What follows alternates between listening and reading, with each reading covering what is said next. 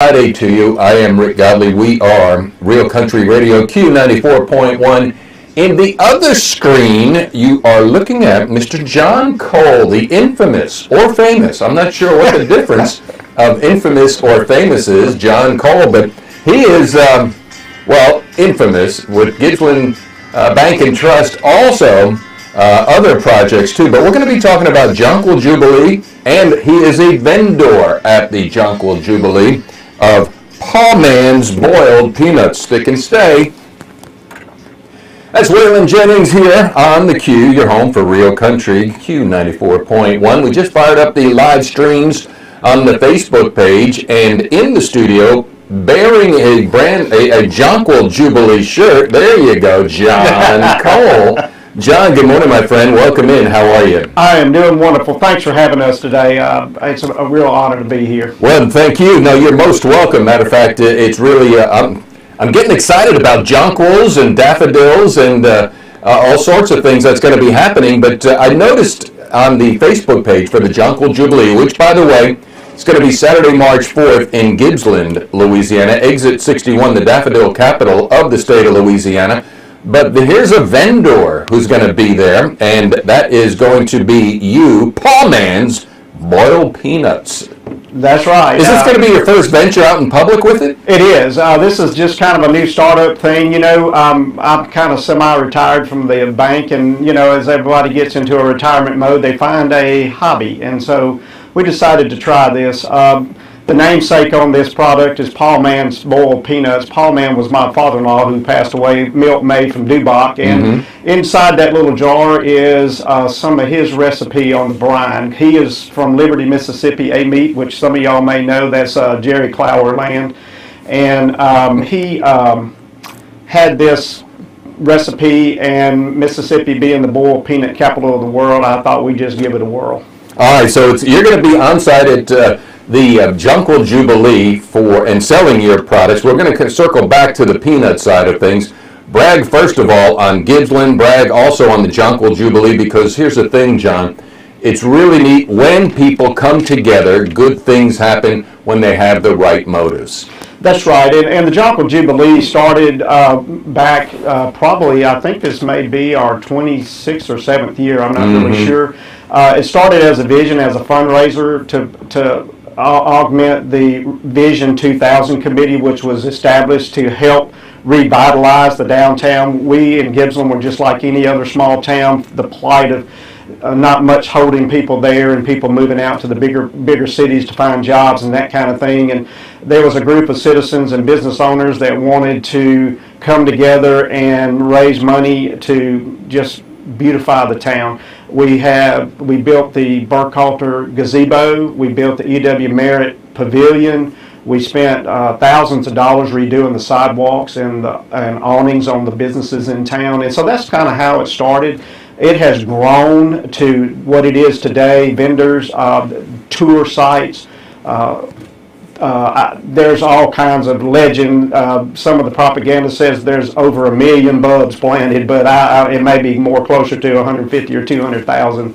Well, but still, I think bulbs replicate themselves, so we don't know what's going on underground. We just see them popping up. And matter of fact, this is what's happening. The budding is out for the Jonquil Jubilee in Gippsland. It's going to be Saturday, March 4th, and it's it's $10, but that'll get you everything. Am I right? That includes the tours of the fields. That's correct. It's a self-guided traveling tour. You come into downtown. There are several places set up to sell tickets, and you can also buy tickets out at some of the venues. There's a map that shows you the different spots to stop and look, and it goes by probably about maybe 5 or 6 nice fields, and then you can see where other places have planted, and then there's a quilt show and other the tablescape down at the church. There's different things that you can go and see. Well, on your T-shirt, the official T-shirt for the Jonquil Jubilee, the Sylvan Retreat, a house built in 1848, is going to be the featured home for folks to go and look. And are they going to walk? Can they walk around inside the house as well? Yes, that's a house that's owned by a former Tech professor, architecture Professor Lester Martin and his wife Sally. This is one of their family homes. This has been in their home for 9 generations, I believe, is what it says. They have agreed to open up the home. There are some really unique features in that house.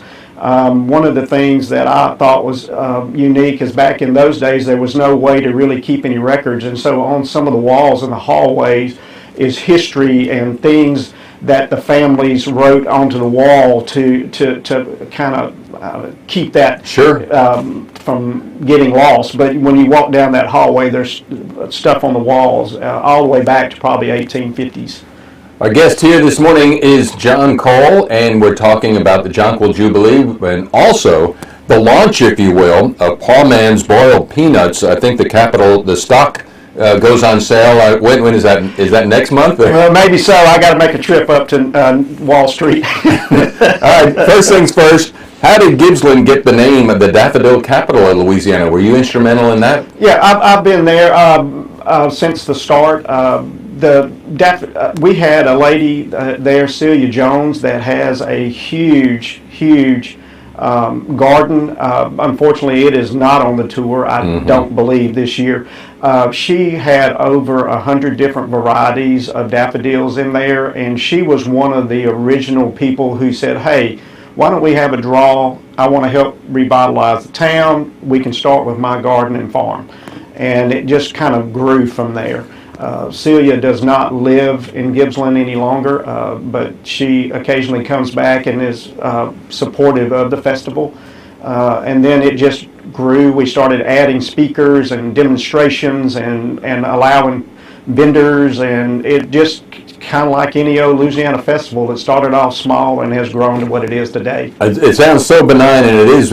It's beautiful. It's going to be a great day, so I'm set aside March 4th. Now, the penultimate is the lowest. She's not. She's the highest. The ultimate teacher, Barbara Johnson, she failed in her homework. You know, what's the difference between a daffodil and a jonquil? Do you know that answer, or do we have to defer? I am going to have to defer, but let me tell you, one of the guest speakers is Greg Grant.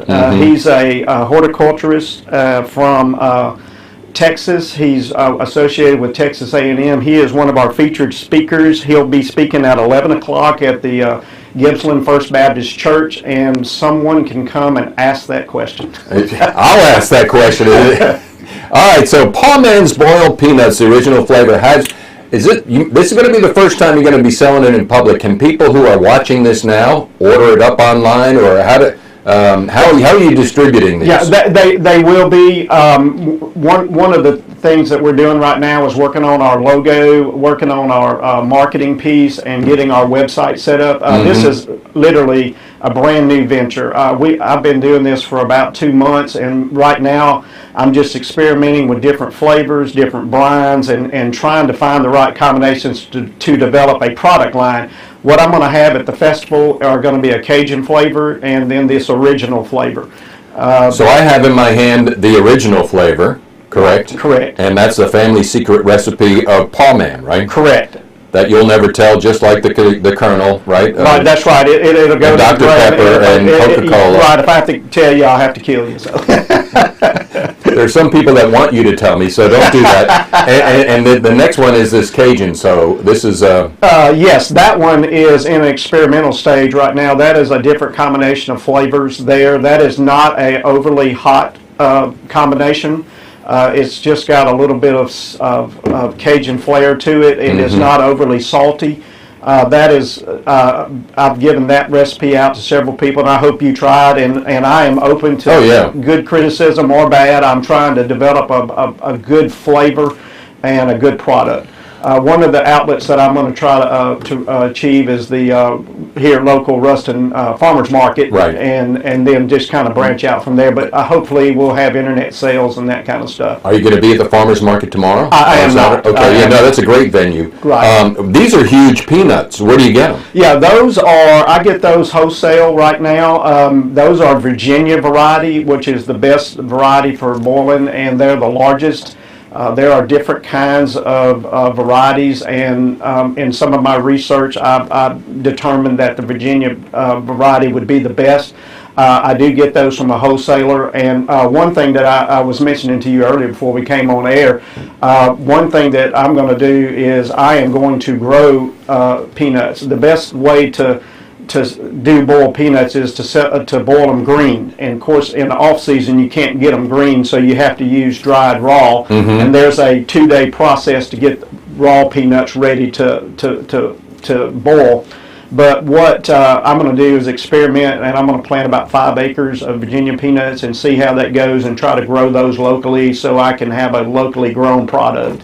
And we'll just see how that goes. I mean, what's the inspiration? You eat a lot of Snickers growing up, or paydays, or why at your age and stage in life you said, honey, you know what? I think I want to start selling some boiled peanuts. Well, was it your father-in-law, or was there something even before? Well, it sort of was my father-in-law, but one of the things that's kind of humorous, and some of you know that I'm from Ruston, lived here all my life, and went to Ruston High School and Louisiana Tech and didn't go very far away. But when I was in high school and college, I worked for Piggly Wiggly here for Tom Holliday, and I was the Piggly Wiggly pig, but my best friend and college roommate was Mr. Peanut.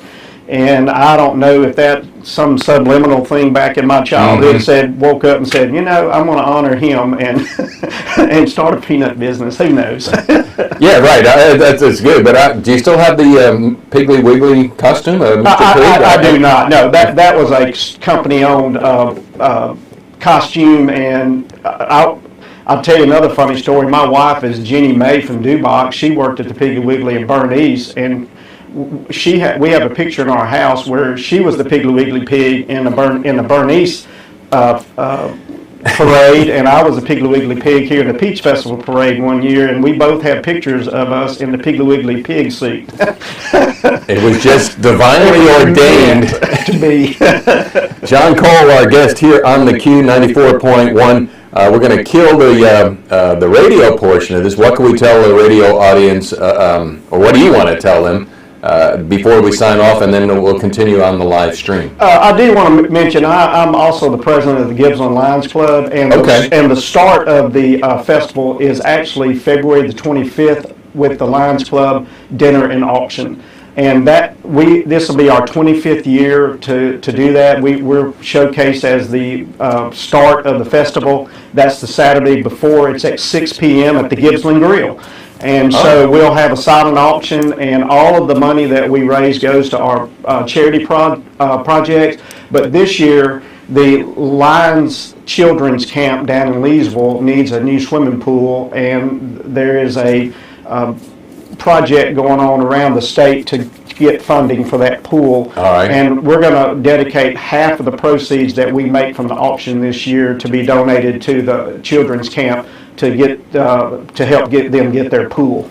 All right, well, let's help you help them, and since it's going to be held at the Gibbsland Grill, I have, by confession, that's the beauty of advertising. It works over time. Sometimes it works instantly, but over time, me talking about the Gibbsland Grill, what they're serving up each and every day, with breakfast starting from Monday through Friday at 8 o'clock. I know you've eaten there quite a bit, haven't you? I have. I'll tell you, up until this week, I ate there every day. So that is the only restaurant in Gibbsland. My office was in Gibbsland, and we ate there every day. So it's exit 61, all right, 61 off of I-20, a short drive to scenic Gibbsland, and look at the progress. I mean, I really salute the willingness of the people to do what they can where they're at to make something happen.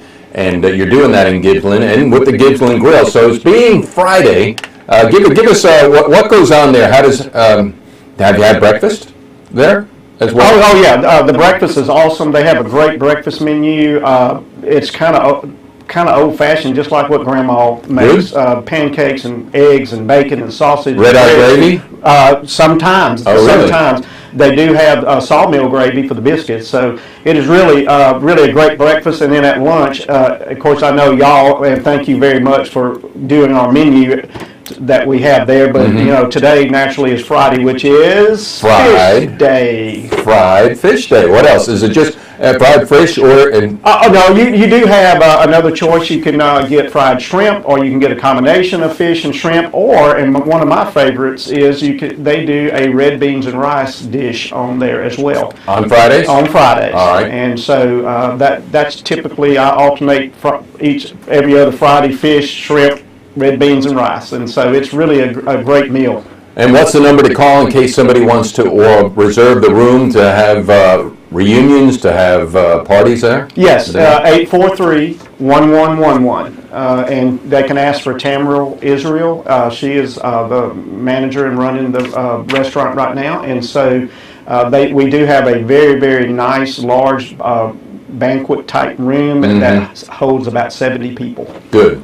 All right. Well, John Cole, our guest here on the Q, thank you so much, my friend, for coming by the radio station. My pleasure. Stream still up. Let's continue. Here's Dwight Yoakam.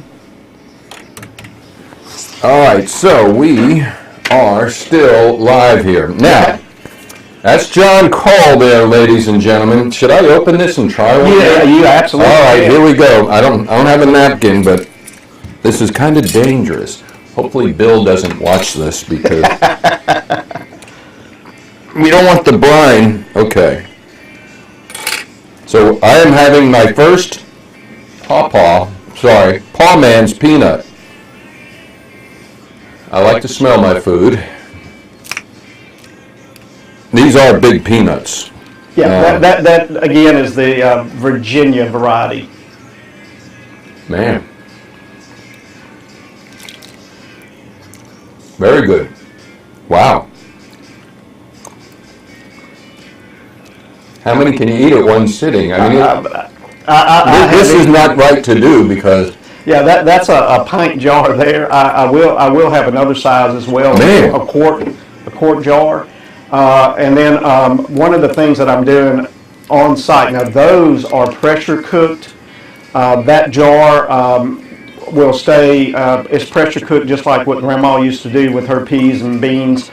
I pressure cook them in a Presto cooker.